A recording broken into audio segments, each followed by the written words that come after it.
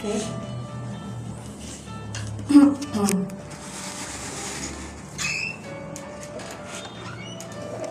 Sudah ya.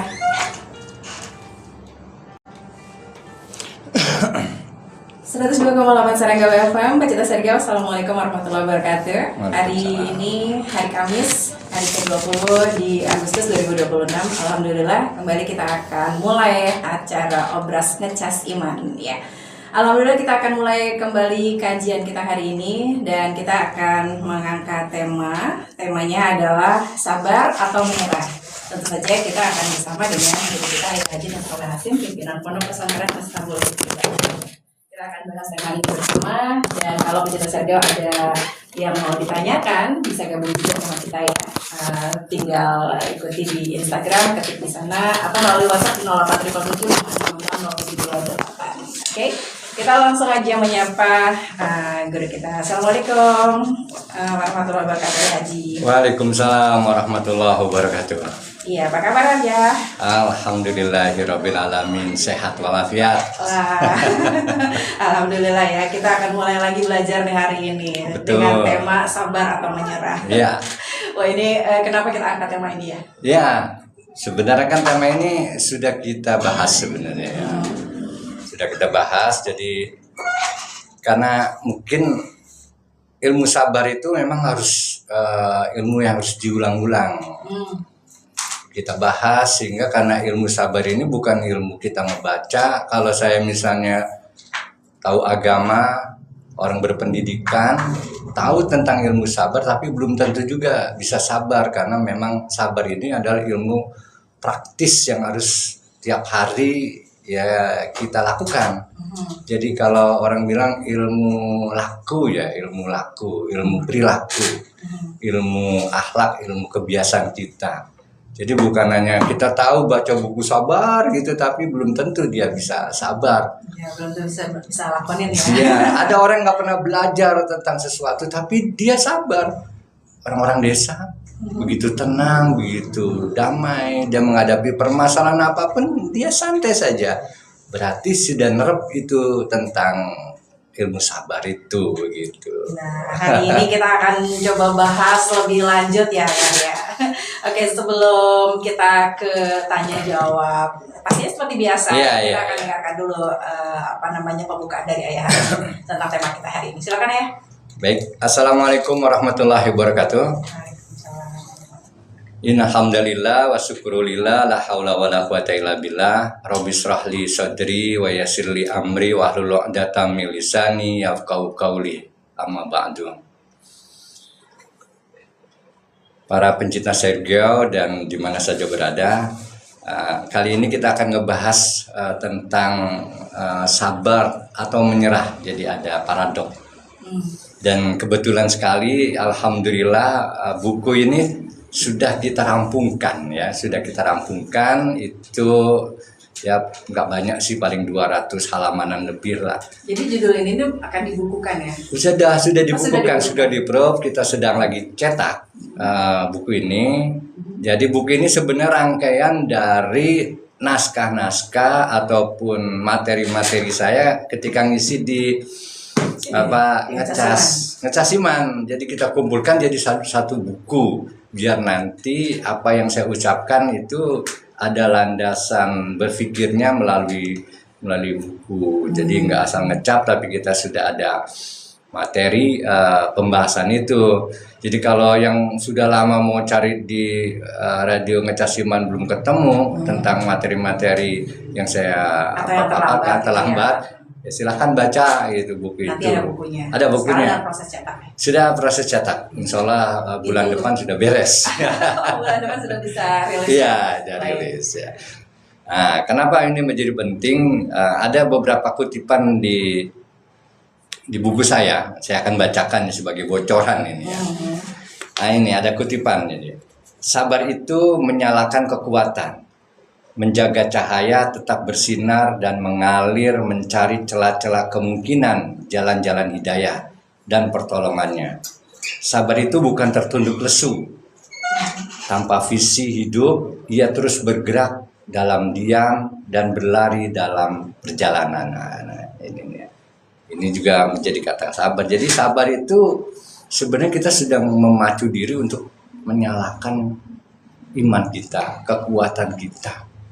Karena tidak semua orang itu bisa sabar gitu. Nabi saja, Nabi Musa tidak sabar mengikuti apa yang dilakukan oleh Nabi Khidir. Banyak perilaku sabar yang tidak bisa. Setiap orang itu akan mengalami permasalahan. Gampangnya gini lah.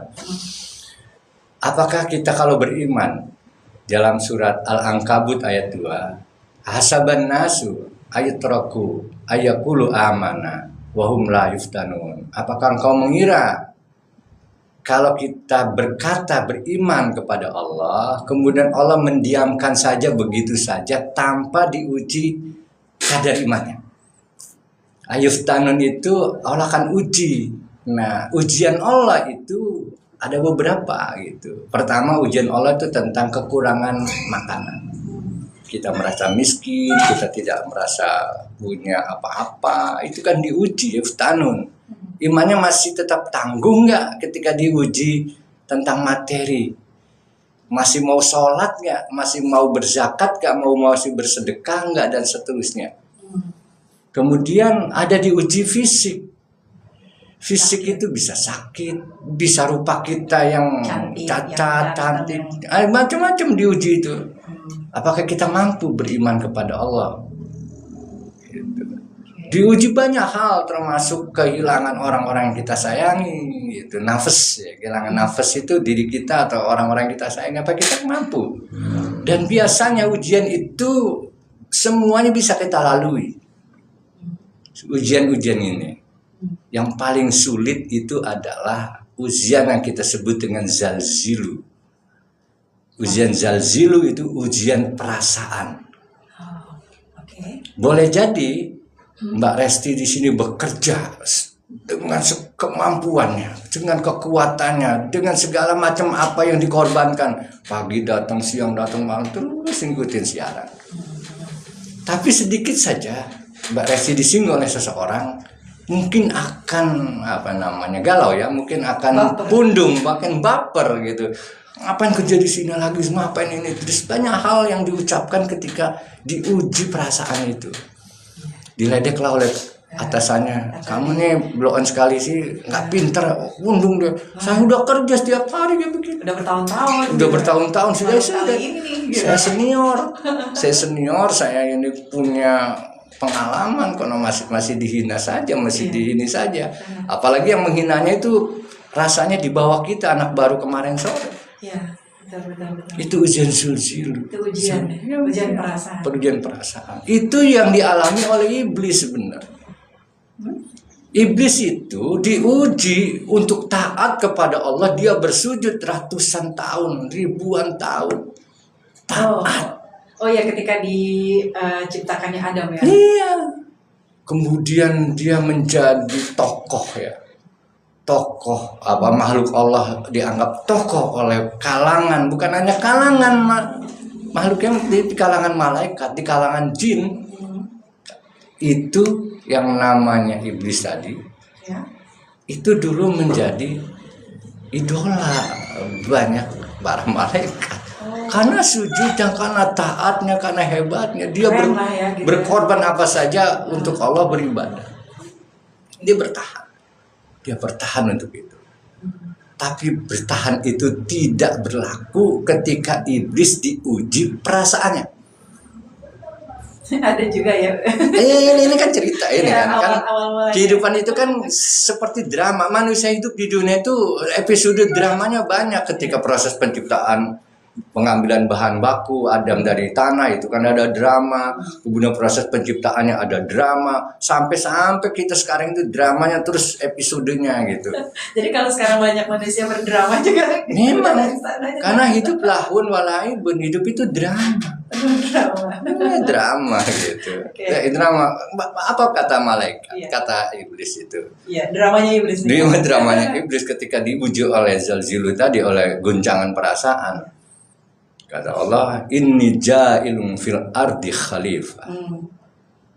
Saya akan ciptakan di muka bumi ini pemimpin, wakil saya di muka bumi. Kebun ini juga pernah kemudian dikritisi oleh malaikat. Atas alufia mayufsidu fi wasfiku dima wa nahnu nusabbihu wa nuqaddisulak. Ya Allah, apa sempat malaikat mengkritisi ini. Ya Allah, apakah engkau akan menciptakan orang yang selalu bermusuhan, yang selalu bertikai, yang selalu membunuh, menumpahkan darah, sedangkan kami ini gitu para senior malaikat dan jajarannya ini, saya bertasbih. Hak prerogatif Allah apa bilang? Inni a'lamu ma la ta'lamu. Engkau tidak akan pernah tahu apa yang ada di pikiran saya, apa yang saya lakukan. Nah, ketika itu yang lebih parah dramanya muncul. Itu kan drama ketika penciptaan, drama muncul. Semua yang suruh sujud. Fasajadu, iya fasajadu ila iblis aba wastakbar. Ketika iblis itu disuruh sujud, malaikat suruh sujud kecuali iblis nggak mau sujud. Kenapa iblis setara dengan malaikat? Karena perilakunya luar biasa menyaingi malaikat gitu. Hebatlah gitu loh. Kerisnya naik lah, derajatnya naik. Nah ini ada orang makhluk baru, pendatang baru, belum tahu bagaimana hebatnya, belum tahu kekuatannya, belum tahu anak-anak baru bagaimana sih. Diciptakan, iblis nggak mau. Ini anak baru kemarin ini. Junior saya baru diciptakan mau dijadiin pemimpin di atas bumi, yang dia sudah mimpin beratusan tahun. Tapi ini anak baru, yang hebatnya lagi dia suruh sujud, suruh hormat kepada pendatang baru. Apalah perasaannya? Seperti kita ketika ada pendatang kita harus menghormati. Apalah yang terjadi? Aba wastakbar, tidak mau. Ternyata dia tidak mampu bersabar ketika diuji tentang zulzilu, tentang perasaan. Yang lain dia bisa lewati, perasaan nggak bisa. Nah, itu juga yang kita lakukan. Ketika kita bekerja habis siang malam segala macam untuk seseorang, kemudian disinggung saja sedikit, kemudian kita pundung dan sakit hati. Berat. Maka apakah kita sabar? Belum tentu. Makanya sabar itu selalu innallaha ma'as-sabirin. Allah kita itu derajatnya naik, dekat dengan Allah. Ma'a itu bersama. Ini saya kumpul di sini semua ma'a, dekat, sejajar. Artinya kalau kita sabar itu kita sejajar dengan derajatnya mendekati Allah. Surga untuknya. Jadi itu kan keren. Bukan sembarangan masalah zulzil itu. Makanya ketika saya tulis itu, ini ngeri juga lah kalau lihat seperti ini ya. Apakah kita nanti akan mencontoh iblis yang tidak mampu digoda?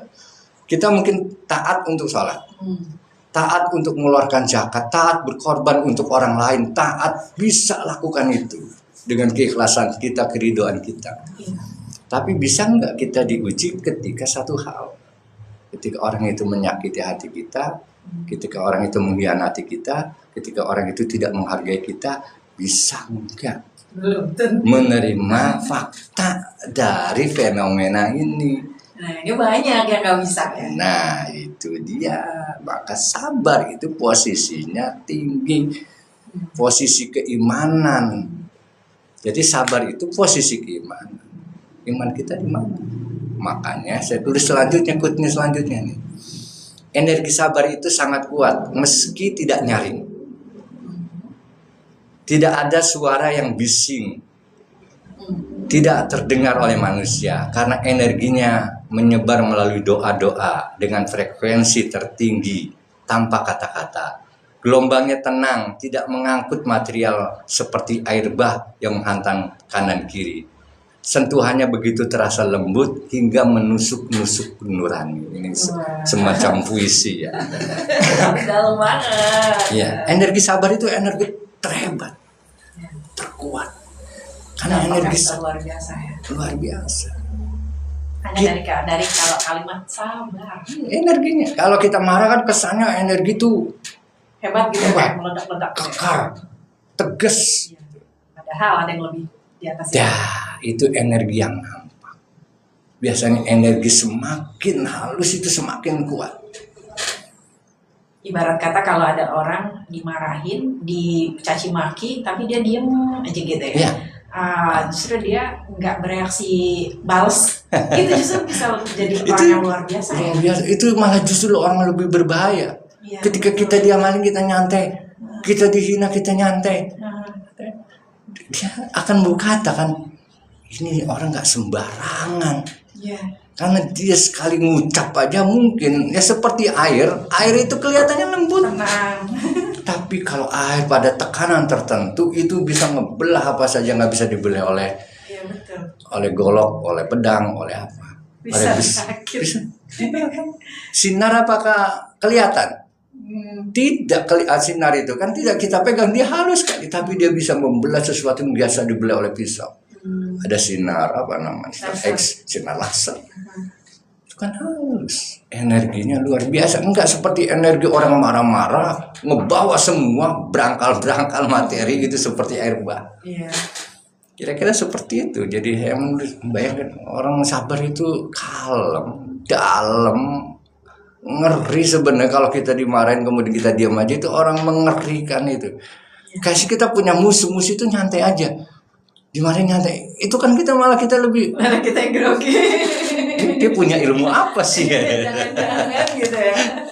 Jangan ilmu ada luar biasa. Selanjutnya nih ada ketelik. Oke. Sabar itu menempati tempat-tempat termulia. Innallaha ma'as-sabirin tadi ya. Tempat-tempat termulia bersama dengan para pencinta sujud kepada Tuhannya. Pemilik sejati alam raya membersamai perjalanan hidupnya, tetap kuat menahan keinginan naluri nafsu yang ingin cepat terwujud. Sekedar hanya ingin mengatakan bahwa semua ini Tuhan meridhoinya. Padahal ridho Allah itu bukan pada dunia ini. Jadi sabar itu luar biasa. Sabar itu posisinya posisi ma'as-sabirin itu para nabi, para solihin, para muslimin, levelnya segolongan itu. Jadi jangan dikira mereka itu pencinta. Sekarang ini orang sudah transaksional hidup itu. Jadi tidak ada cinta ketika beribadah. Transaksional. Iya. Kita berdoa transaksional. Ya Allah, saya sudah melakukan sholat ya Allah, tapi saya nggak dapat nggak dapat rezeki yang kita bayangkan ya Allah. Gimana ini transaksional? Dia tidak ikhlas. Ya.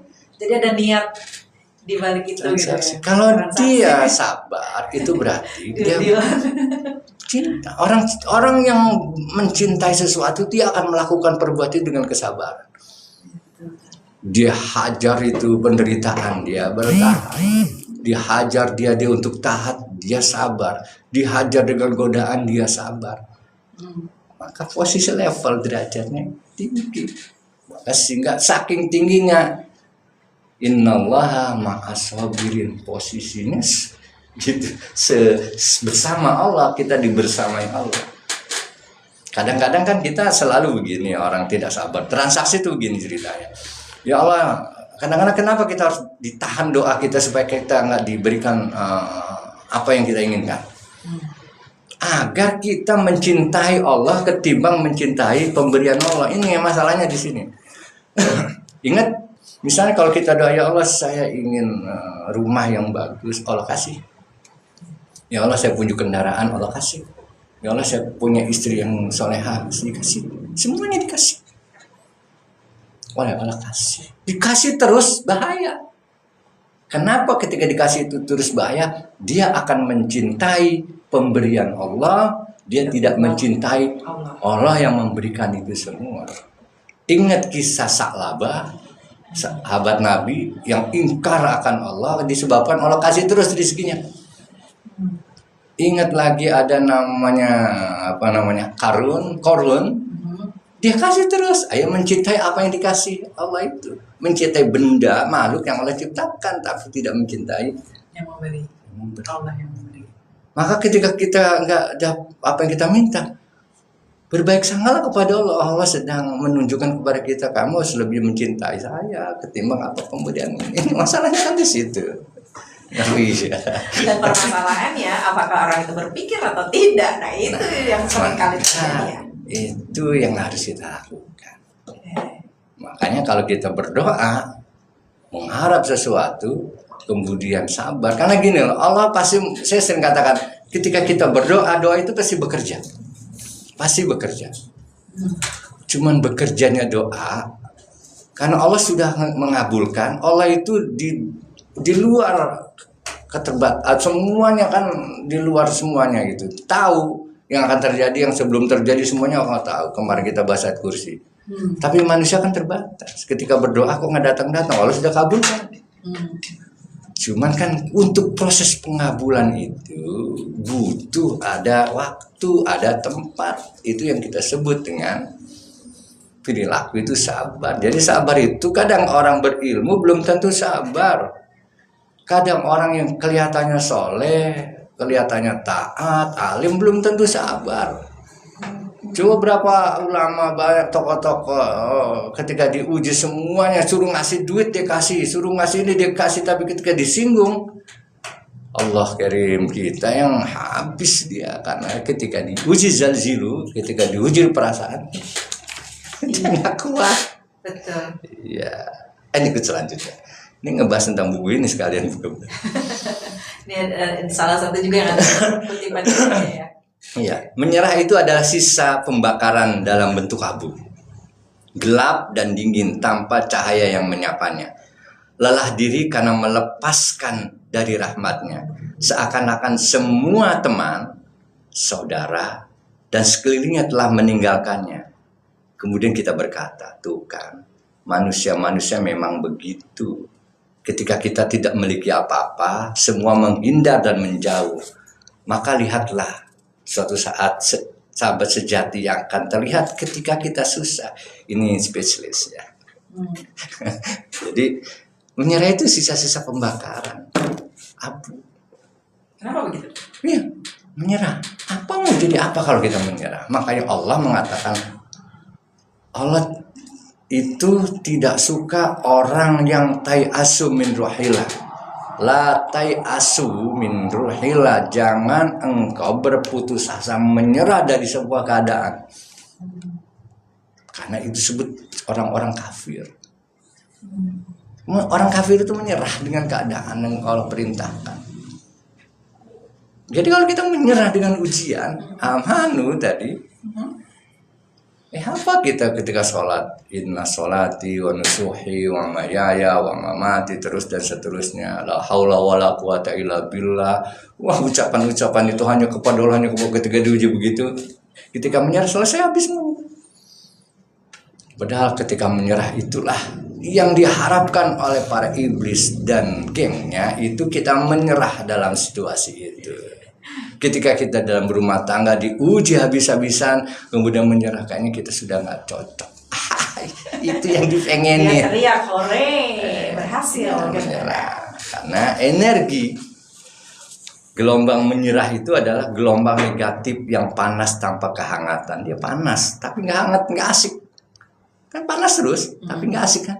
Ada panas tapi menyehatkan, ada panas yang nggak asik.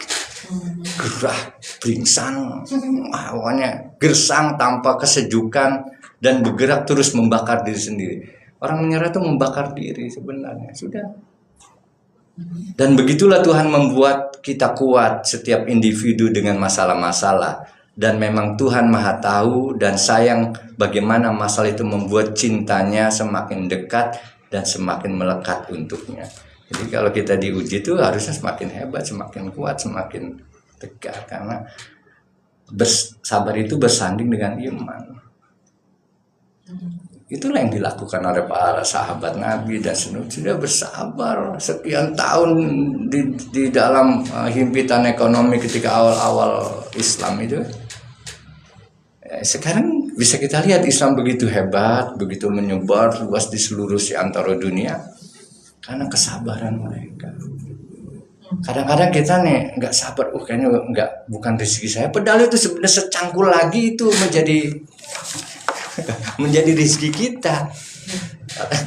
Udah kita secangkul, 2 cangkul, udah lelah. Pada secangkul lagi akan ketemu tuh mutiara atau emas yang kita inginkan. Nah, itu yang terjadi. Makanya ya sabar itu menjadi sesuatu yang yang luar biasa menurut saya. Setiap orang belum tentu memiliki ini, dan sabar itu harus dilatih. Latih sabar itu bukan kita membaca, latih sabar kita ada dengan ujian hidup kita. Orang akan terlihat ketenangannya ketika diuji. Nah, jadi fitnah is aseh. Ya, kadang-kadang kan Nabi Rasulullah SAW dihina, di ini segala macam penuh kesabaran kan. Coba bayangkan ketika Rasulullah pulang dari dakwah masjid, kemudian dilemparlah oleh seseorang itu ke mukanya benda-benda, kadang-kadang kotoran, kadang-kadang sampah, tiap hari dilempar begitu. Ketika itu kapan Rasulullah marah? Dia kalau manusiawi dia pasti marah. Saya yakin Rasulullah itu punya marah. Tapi dia tahan, dia tekan bahwa semua itu egonya itu dia tekan agar, karena dia pengen lihat apa yang terjadi dari mereka-mereka yang melakukan itu. Suatu saat mereka yang lempar itu udah berbulan-bulan, berminggu-minggu kok nggak ketemu lagi, nggak ada yang lempar saya kotoran, nggak ada yang lempar ini udahan, caci maki, hilang. Ternyata orangnya lagi sakit. Rasulullah mendatangi, menjenguk, bawa makanan dikasih. Dia malu, kenapa begitu? Oh, Islam itu sabar, oh itu penuh kasih sayang. Akhirnya dia masuk Islam disebabkan kesabarannya Rasulullah SAW. Rasulullah mencontohkan kesabaran penuh kasih sayang kok ketika dia hijrah ke Taif. Kenapa saya harus banyak cerita gitu? Ketika orang hijrah ke Taif, orang-orang Taif apa yang dilakukan? Itu dia lemparin itu Nabi Muhammad, dilemparin, dihina segala macam sampai mukanya babak belur. Pasti Kanjeng Nabi itu kedekatan dengan para malaikat dan Allah sangat dekat sekali gitu. Dan malaikat sampai nggak tahan, malaikat aja nggak tahan. Ya Rasulullah, angkat tanganmu, berdoalah kepada Allah, saya akan balikkan gunung ini untuk menimpa orang-orang yang melukai kamu. Kasih keselnya ya. Malaikat tuh Gak terima gitu. Gak terima. Ya kekasih Allah, bayangin dia kekasih Allah. Makanya kalau kita berdoa harus melalui kekasih Allah, tawasul ke Rasulullah dulu, baru bisa nyampe, kita nggak jauh. Martabat. Melakukan ke Rasulullah. Biarkan, sabar banget itu. Biarkan. Kenapa begitu? Karena dia tidak tahu apa yang saya ajarkan adalah sebuah kebenaran, keindahan, kasih sayang, rahmatan lil alamin. Malah dia berdoa, bayangkan. Ya Allah, jadikan dari kaum ini menjadi penolong-penolong Islam. Apa yang terjadi? Orang-orang Taif Yaman itu membantu Rasulullah dalam sebuah perjuangan. Ini banyak hal. Makanya sabar itu berat. Kira-kira gitu ya Mbak Resi, sebagai pembuka. Oke, pembukanya sudah cukup banyak ya, tapi pastinya masih ada banyak juga yang mau ditanyakan. Iya. Nah ini Ayah Haji, apa sih tanda-tanda utama di dalam hati seseorang kalau dia itu betul-betul sedang melatih kesabaran, bukan sekedar menampung kekecewaan yang suatu saat bisa meledak gitu. Apa tanda-tanda utamanya kalau di hati seseorang itu udah dia itu betul-betul sabar gitu? Iya, kan sabar itu ada peta ya, algoritma sebenarnya. Sabar itu memiliki algoritma dan operasionalisasi sabar. Jadi sabar bisa dioperasionalisasikan. Gimana tuh? Ya, pertama orang sabar itu yang harus dilakukan ya algoritmanya. Sabar ini kita punya algoritma. Pertama orang sabar itu terima apa yang Allah tetapkan, takdirkan untuk kita. Itu yang pertama, yang terberat bagi kita. Kita diuji nih. Diuji. Misalnya diuji ya. Yang pertama kita lakukan, terima. Terima ujian itu. Saya dihina, terima. Saya nggak punya duit, memang nggak punya duit. Saya lagi di ini, terima saja. Terima dulu itu. Kalau kita sakit, ya terima bahwa memang sakit. Kalau kita nolak juga tetap juga sakit. Misalnya kita kena kecelakaan, musibah, luka muka kita. kemudian kita nggak terima, kenapa muka saya yang kena gitu, bukan jempol gitu, sehingga muka saya menjadi berantakan. Nggak terima apa yang terjadi, kita kan akhirnya misu-misu, agak misu apa ya, marah-marah, nggak terima, jadi overthinking segala macam karena tidak bisa menerima apa yang sudah Allah tetapkan. Jadi terima dengan catatan, nah, di mindset kita itu adalah ketetapan Tuhan. Ketetapan Allah. Memang takdir seperti itu. Takdir itu nggak bisa kita lawan. Sudah kita terima bahwa kita begini, saya begini, sudah kita terima, memang seperti itu keadaannya. Ketika nerima, tubuh itu merespon dengan positif. Energi saya bilang tadi, sabar itu memberikan energi yang luar biasa yang tidak kelihatan. Dia hangat, dia panas tapi tidak membakar dan seterusnya. Yang tidak kuat bisa jadi kuat akhirnya. Jadi kuat dia energi. Akhirnya yang tadinya merasa sakit banget ketika terima, sakit itu akhirnya bisa berdamai dengan tubuh kita. Kita tidak teriak-teriak lagi, kita tidak menyesal lagi, tidak maki-maki kepada Allah, tidak maki-maki yang telah melukai kita dan seterusnya. Oke. Itu pertama ya. Kemudian ya, kedua itu diamlah sebentar. Diamlah. Kadang-kadang kita sulit untuk bisa diam-diam, itu kita merasakan. Karena dengan diam Allah akan menghampiri kita dengan kasih sayangnya. Diam. Pikir dulu. Jangan langsung reaksi. Kita dihajar langsung mereaksi gitu. Wah, belum tentu dia sengaja menghantam kita. Belum tentu karena ketidaktahuan kita. Rasulullah diam. Menstabilkan dirinya, mengatur irama nafas, mengatur pikirannya, perasaannya dan seterusnya, sehingga dia tetap tenang dalam kondisi apapun. Yang nggak tenang nanti sekelilingnya itu, kamu kok tenang aja sih? Diamnya itu seperti apa ya? Ya diam. Berpikir duduk dulu, karena kadang kita diuji kena masalah itu kita mencari sebab apa yang ini terjadi. Sebabnya kenapa saya kayak begini jadi, akhirnya dicari sebab-sebabnya, dicari segala macam, apa yang terjadi? Pusing dewek. Jadi kita diam santai dulu, nggak usah. Kenapa ketika Zakaria ya, Nabi Zakaria alaihi salam, ketika dia nggak punya anak-anak, kemudian nggak punya anak, ratusan tahun umurnya nggak punya anak, kemudian dia berdoa kepada Allah, mencontohkan Siti Maryam, kemudian berdoa kata Allah, "Hai kamu, saya akan berikan anak, namanya Yahya." Gitu kata Nabi Zakaria, apa yang harus saya lakukan? Sedangkan istri saya mandul, apa yang saya harus lakukan? Apa yang dilakukannya? Kata Allah, kamu diam selama 3 hari 3 malam, jangan bicara, hanya berzikir kepada Allah. Jadi untuk menetralisir ajaran dia, supaya Nabi Zakaria nggak usah nyari obat-obatan, nyari penyebabnya, harus bisa menyembuhkan gimana, nggak usah. Diamkan dulu, tenangkan karena kita. Karena ketika itu emosi lagi meledak-ledak, kalau kita tenang, itu akan Allah kasih cahaya, solusi. Kalau lagi galau, lagi resah, sulit kita dapat solusi. Kalau kita lagi marah, solusinya nggak ketemu. Nah, 3 hari suruh ngomong supaya tenang, zikir hanya kepada Allah, serahkan kepada Allah, tenang. Baru setelah kita tenang, ngambil sikap apa yang bisa lakukan. Action yang sudah jernih, jadi actionnya tuh enak, nggak bisa selesaikan.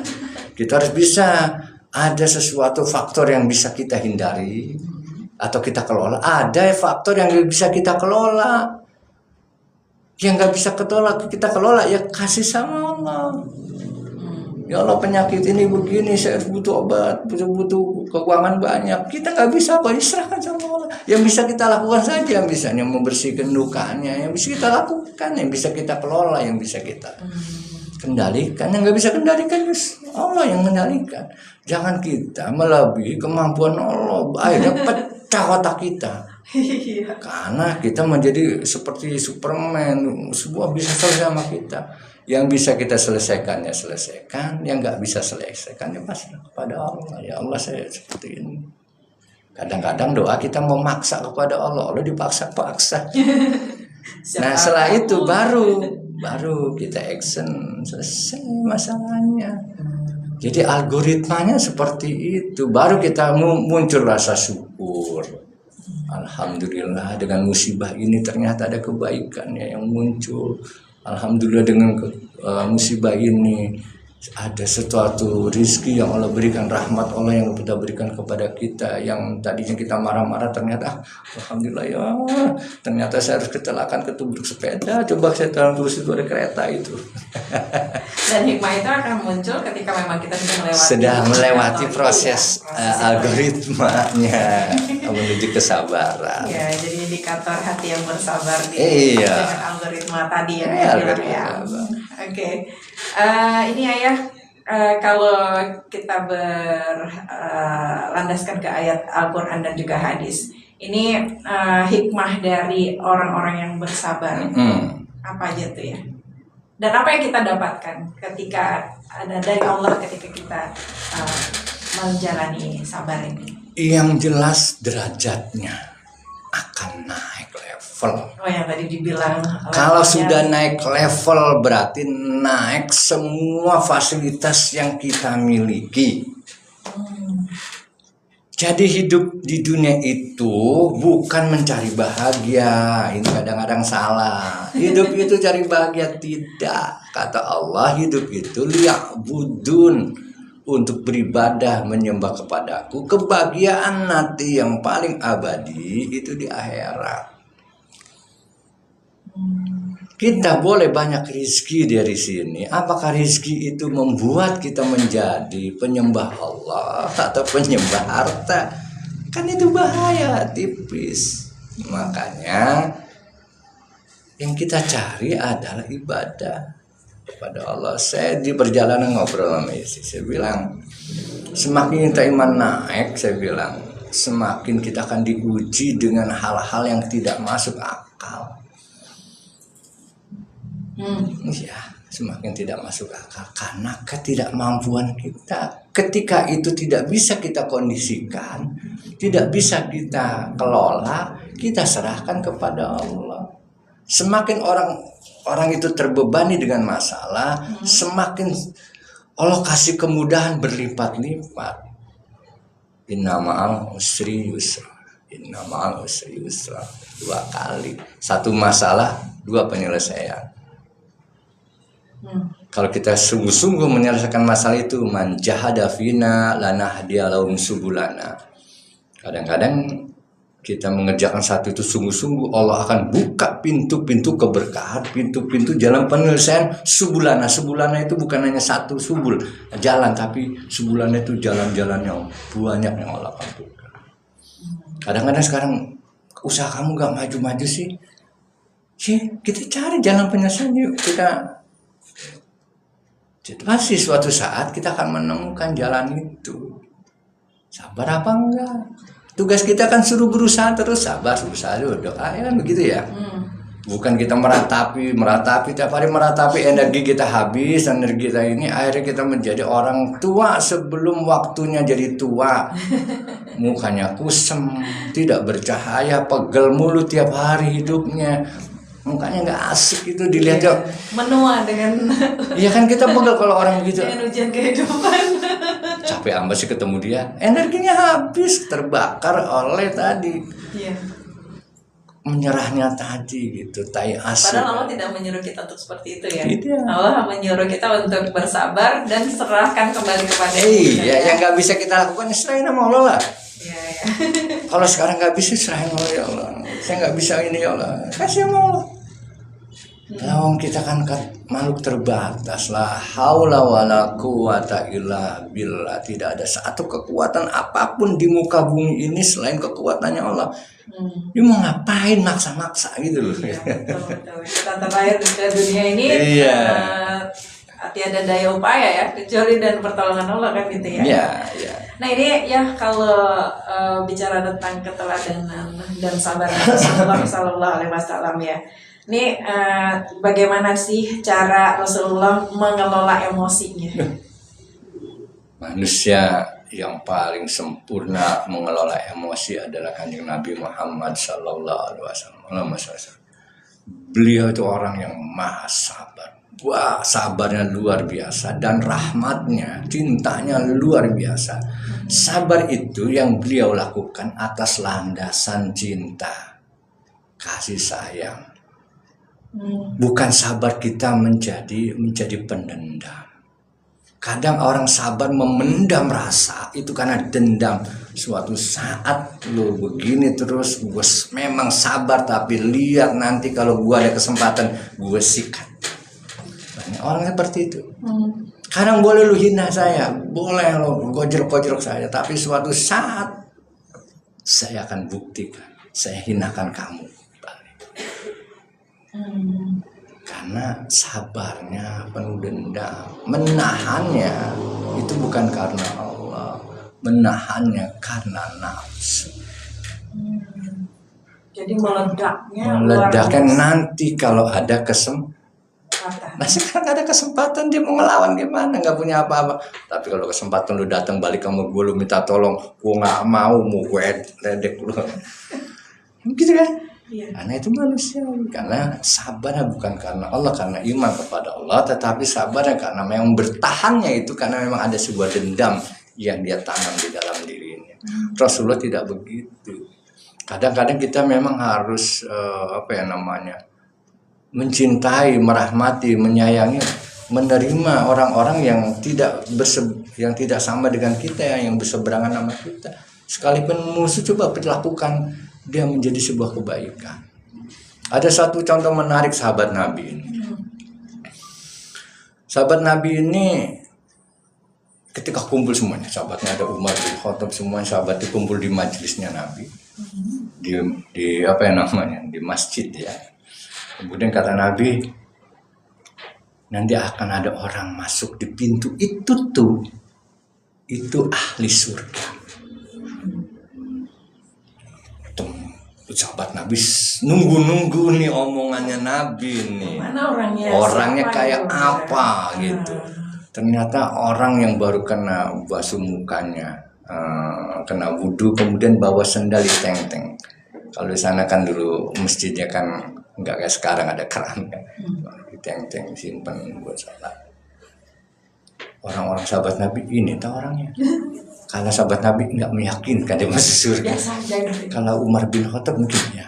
Kalau Ali Ramal Wajah mungkin ya. Kalau Abu Bakar As-Siddiq mungkin ya. Kalau Utsman ya akan banyak. Ini orang nggak terkenal banget, nggak ngomos lah, nggak terkenal, nggak masyhur di kalangan sahabat Nabi, nggak masyhur. Orang asik-asik aja. Baik aja. Besoknya lagi kumpul lagi sahabat Nabi, akan ada orang yang ahli surga lewat pintu itu, ditunggu lagi tuh. Ini lagi. Jadi terjadi berkali-kali. Sampai 3 kali dia berulang-ulang. Ada sahabat Nabi penasaran. Apa kehebatan? Apa sih amalannya? Orang ini sehingga dikatakan ahli surga. Dia nggak terkenal di dunia, tapi dia terkenal di langit.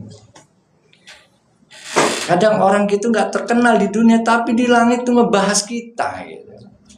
Wah, gitu. Jadi trending topik di langit. Di dunia kadang orang nggak tahu namanya. Kalau bilang namanya wali masjub, wali yang tertutup kata dia. Terus akhirnya sahabat Nabi itu datang kepada orang tadi, sahabat Nabi yang satu yang dibilang masuk surga. Boleh nggak saya nginep di rumahmu karena saya ada masalah dengan orang tua saya. Saya harus nginep di tempat kamu. Kata orang itu, silakan, dikasihlah kamar, disiapkan segala macamnya, fasilitasnya. Dia malam bangun, sahabat Nabi yang penasaran tadi bangun, ngelihat si orang ini ngapain sih malam-malam, zikir apa sih, sholat apa sih. Ternyata dia tidur bangun subuh, kemudian sholat, balik lagi begitu. Besoknya kerja ya biasa, nyapu, kerja segala macam, boleh itu begitu. Begitu tiap hari. Sahabat Nabi, kok dia masuk surga, sholatnya biasa, zikirnya biasa, sedekahnya juga biasa, bekerjanya juga biasa aja. Penasaran 3 hari nggak ketemu jawaban. Harusnya kan ahli surga tuh dia saat tahajud sampai jidatnya hitam. Kalau yang jadut jidatnya itu lebih ini lagi. Jangan-jangan bukan jadi hitam semua kan gitu. Kelihatan ibadah. Kelihatan ibadah. Orang lain ya. Ternyata dia ditanya, "Wahai sahabatku, saya sudah 3 hari nginep di sini. Mohon maaf tadi saya nginep di sini alasannya ada masalah dengan keluarga, tapi saya enggak. Saya ingin tahu kenapa kamu disebut oleh Nabi sampai 3 kali Nabi ahli surga." Kata dia, "Saya nggak punya amalan apa-apa. Saya tahajud ya jarang, sholat duha jarang, saya biasa aja gitu. Tapi ada satu amalan yang unik dia bagi dia itu. Dia selalu kalau dihina memaafkan orang. Dia selalu kalau lagi dicerca sama orang santai aja dia maafin. Dia maafin. Bahkan ketika dia mau tidur yang sepagi tadi dia sampai seharian itu orang menghina dia, mencaci maki segala macam. Dalam doanya, ya Allah ampuni dia, masukkan dia taubatmu ya. Jadi sudah disakiti, dia bersabar kemudian malah mendoakan orang-orang yang dia menyakitinya. Keren. Wajar kalau dia dapat surga. Ya Allah. Kira-kira bisa nggak kita dina satu orang kemudian kita doakan malam-malam mau tidur, ya Allah, orang ini yang nyakiti saya ya Allah, ampuni dosanya ya Allah, kasih rezeki yang banyak ya Allah. Oh, dahsyat sih. Iya, dahsyat banget. Sahabat Nabi geleng-geleng. Nah itu yang disebut dengan banyak hikmah-hikmah yang muncul di dalam orang sahabat. Dan itu saya tulis di dalam bukunya, banyak buku itu yang saya buat kisah-kisah dari hadis Nabi, dari kumpulan-kumpulan ayat motivasi.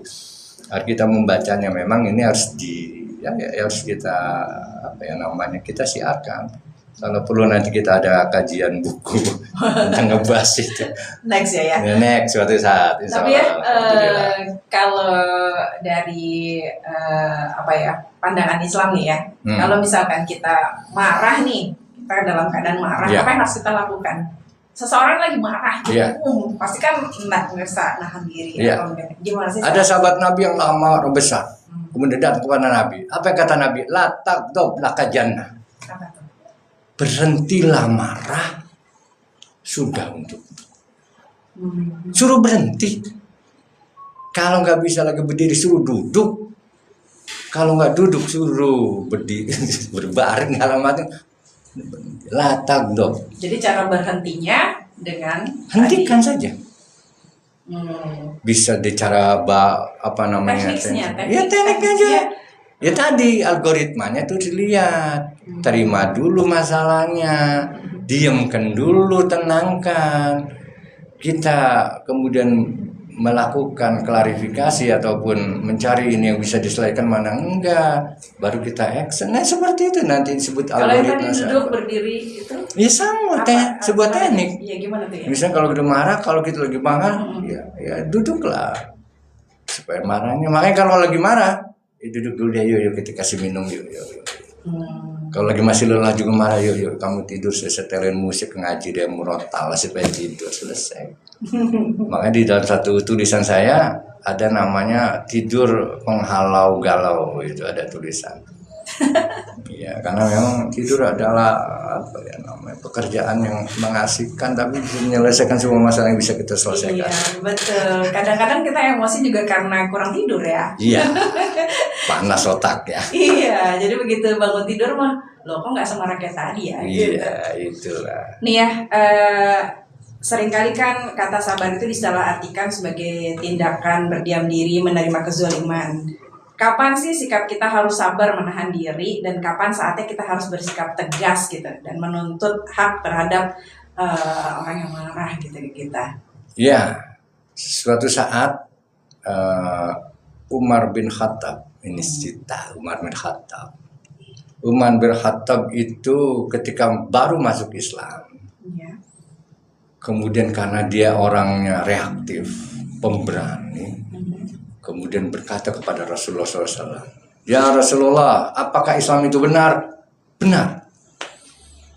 "Apakah Islam itu ini benar?" "Kalau benar, kenapa kita harus takut? Kita harus siarkan." Hari itu juga baru asyhadu alla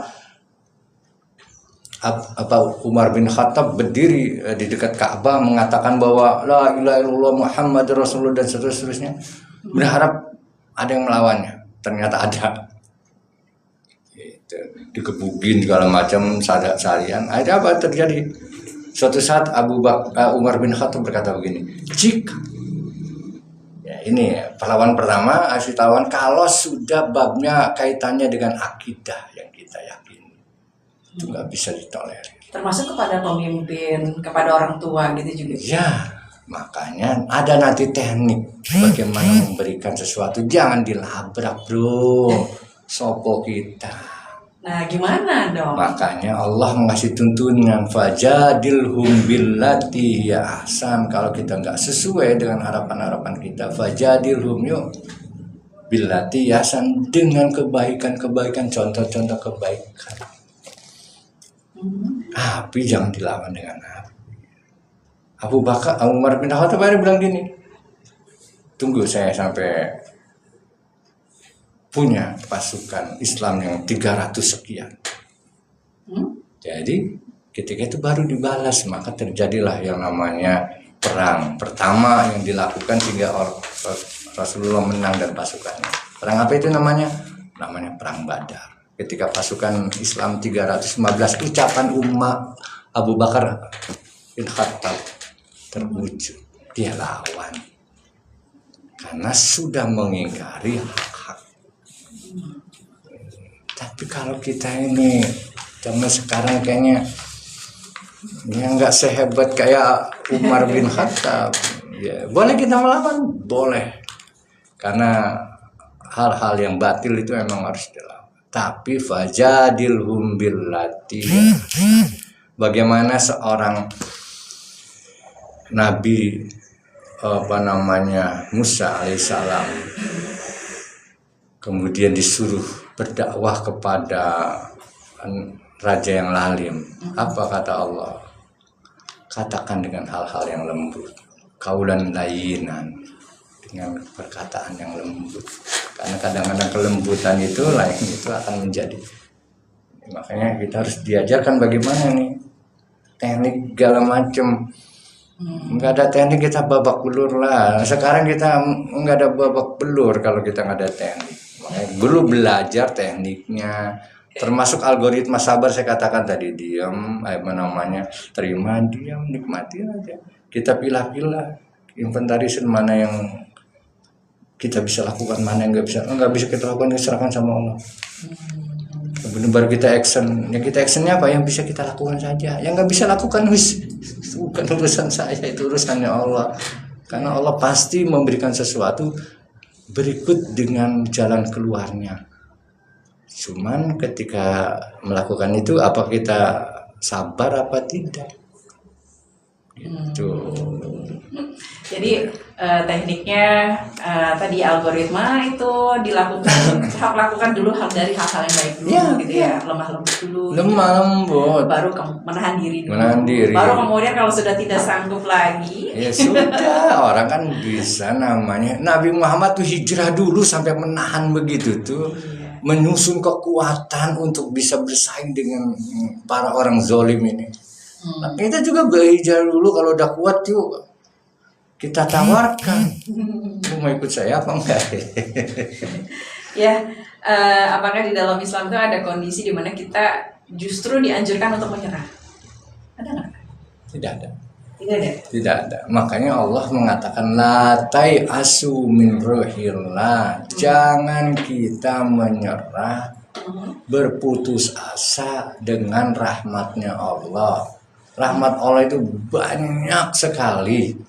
Banyak, cuman kita karena lagi galau, lagi marah, lagi nggak karuan, nggak bisa ngelihat itu. Tapi kalau tindakan kita berhenti memperjuangkan sesuatu, siapa bilang itu menyerah? Dia tidak menyerah. Dia tidak menyerah, atau tidak pasrah, menyerah. Itu kan bentuk kepasrahan. Beda yang menyerah. Biasanya kalau saya konotasikan menyerah itu adalah orang berputus asa yang lari dari keputusasaan itu. Beda dengan pasrah. Pasrah itu gini loh. Tadi saya bilang ada sesuatu yang bisa kita kondisikan, lakukan itu. ada yang nggak bisa kita kondisikan, itu pasrah sama Allah. Oh, ini ada, jadi di situ berhenti memperjuangkan sesuatu itu karena pasrah Iya ini tawakal ya. ya ini kalau bisa yang bisa kita kendalikan, bisa kondisikan, kita lakukan, jangan Dan itu menyerah. bukan menyerah ya berarti. Menyerah. Tapi ada sesuatu yang memang wilayahnya Allah yang nggak bisa kita lakukan, ya sudah berhenti. Bukan berhenti itu berarti kita pasrah. Pasrah kepada Allah, ya Allah, saya pasrahkan semuanya itu karena memang itu wewenang yang nggak bisa kita lakukan. Yang masih kita lakukan manusiawi kita lakukan. Oke. Termasuk soal pernikahan ya. Ya. Kalau misalkan kita menghadapi atau mempunyai